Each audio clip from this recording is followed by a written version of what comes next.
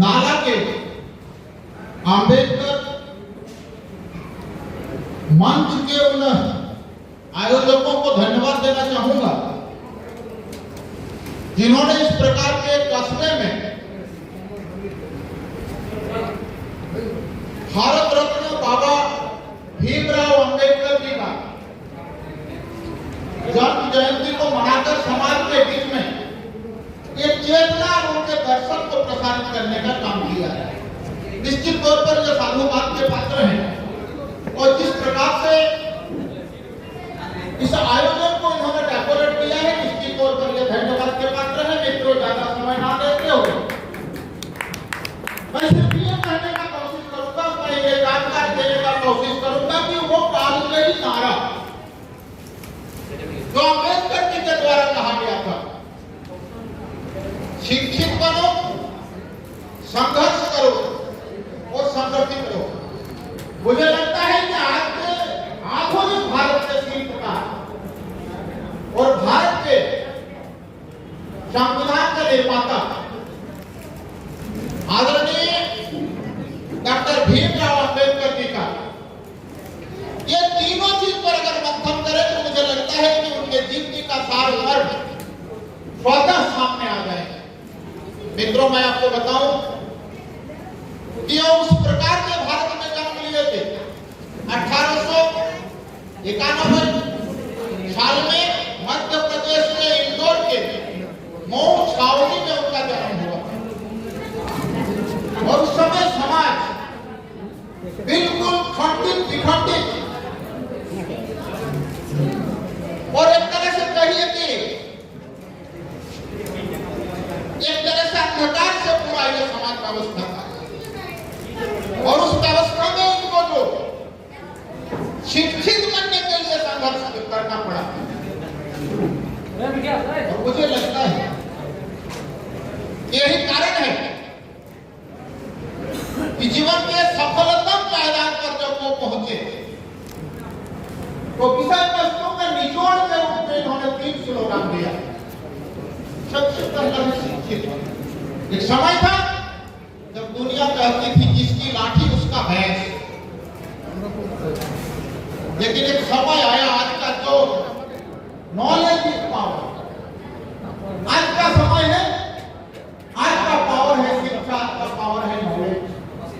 Knowledge जिसके पास है दुनिया उनके मुक्ति है। यही कारण था। मैं आपको बताऊं थोड़ा सा, हमें कहा गया है कि संक्षेप में अपनी बातों को रखें, लेकिन शिक्षक रहा हूं और व्याख्या करना, लोगों को एक्सप्रेस करना, ये कहीं ना कहीं पेशागत हम लोग हैं। मऊ के उस विद्यालय में जब वो क्लास में जाते थे तो क्लास के बेंच में उन्हें बैठने नहीं दिया जाता था और गेट के सामने केवाड़ी के बगल में उनको रहकर पढ़ना पड़ रहा था। एक बार पंडित जी जो ब्राह्मण कास्ट थे, वहां के हेडमास्टर, उनके प्रतिभा से प्रसन्न होकर एक समस्या का समाधान के लिए ब्लैक बोर्ड पर बुलाया गया, लेकिन छात्रों ने विरोध किया और उनका विरोध का विषय था कि हमारा नाश्ता वहां पर है, ये नाश्ता का पैकेट रहेगा और ये अछूत और बोर्ड में लिखेंगे, तो ये कहीं ना कहीं समाज में उस समय की विकृति को देखिए और अंतिम में ये भावना जब प्रकट हुआ तो वहां का नाश्ता का पैकेट, लोगों का टिफिन वहां से हटाया गया और तब जाके बालक भीमराव को उस समस्या का समाधान के लिए वहां पर उनको पहुंचाया गया। कालांतर में एलिफिस्टन क्लास 2 उच्च विद्यालय, हायर सेकेंडरी उस समय कहा जाता था, मुंबई में उनका दाखिला हुआ और वहां भी उनके प्रधानाध्यापक के द्वारा काफी मदद पहुंचाने के कारण एक समय आया जब उनको स्टाइपेंड बड़ौदा के महाराज के माध्यम से प्राप्त करके वो गए आपका कंबोली और वहां पर अमेरिका से उन्होंने शिक्षा दीक्षा ग्रहण की। कालांतर में इंग्लैंड में, लंदन में जाकर भी उन्होंने 3 उसमें से एक राजनीतिक शासन, अर्थशास्त्र और लास्ट में उनको डॉक्टर ऑफ साइंस के उपाधि से मर्यादित किया गया, उसको सम्मानित किया गया।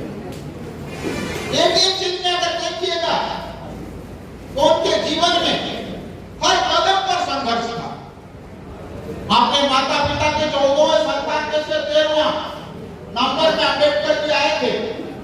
कालांतर में उस समय में जो समाज व्यवस्था था, उनके 14 भाई बहनों में मात्र 4 बहनों को भाई रह गए थे, बाकी का अकाल के गाल में सब समाहित हो गए, उनकी मृत्यु हो गई भाई और बहनों का।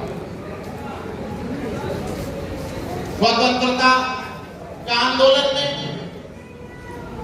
लाला लाजपत राय, उनका जब अमेरिका का दौरा हुआ तो उन्होंने अम्बेडकर जी से मदद मांगी कि आओ अंग्रेजों के खिलाफ हम संघर्ष में शामिल होते हैं और देश को आजाद बनाते हैं।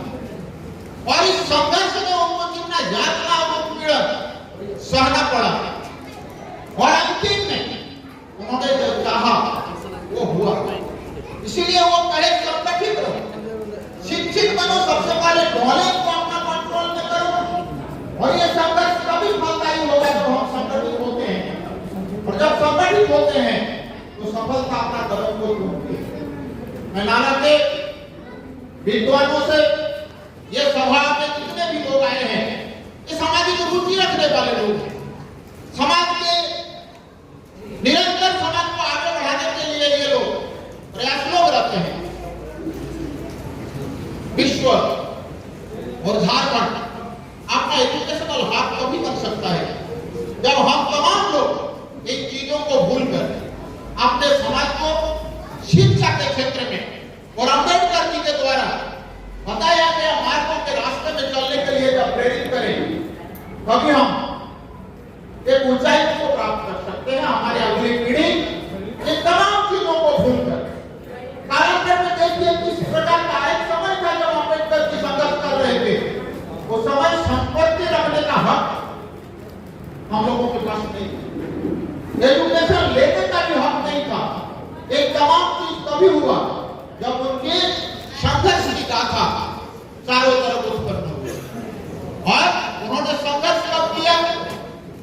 जब वो वकालती का पढ़ाई इंग्लैंड से करके और मुंबई हाईकोर्ट में अपना वकालत शुरू की, और उस समय कुछ लोगों के द्वारा सर्वजन समाज को पीड़ित करने का एक वकालत के तौर पर जब उनका वर्डिक्ट आया और उनका प्ली आया, तो जज ने उनके फेवर में जब जजमेंट सुनाया, और उस समय से उनका आगे बढ़ने का संकल्प जो है सो आगे चला।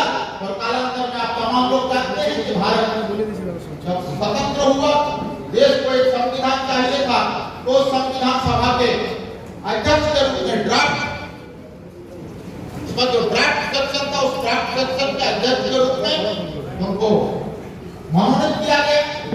और पूरे 13 देशों में घूम के उन्होंने जो संविधान भारत को दिया, आज सबसे सफल अगर लोकतंत्र कहीं पर है पूरे विश्व के अंदर में, और लिखित संविधान सबसे बड़ा अगर कोई है वो अपना भारत का है।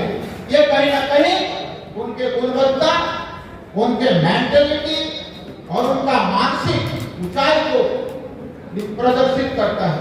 इसलिए मैं पुनः एक बार इस आयोजक मंडली को साधुवाद देता हूँ, और मैं प्रेरित करना चाहता हूँ नाला के तमाम युवाओं को, यहाँ के विचारकों, समाज सेवियों को, बुद्धिजीवियों को, पत्रकार मित्रों को, चाहे एक ऐसा समाज का निर्माण करें जो नॉलेज पर बेस पर ये समाज व्यवस्था हो। इन्हीं आशा और विश्वास के साथ आप तमाम मित्रों को साधुवाद देते हुए यहीं पर मैं अपनी बातें समाप्त करता हूँ।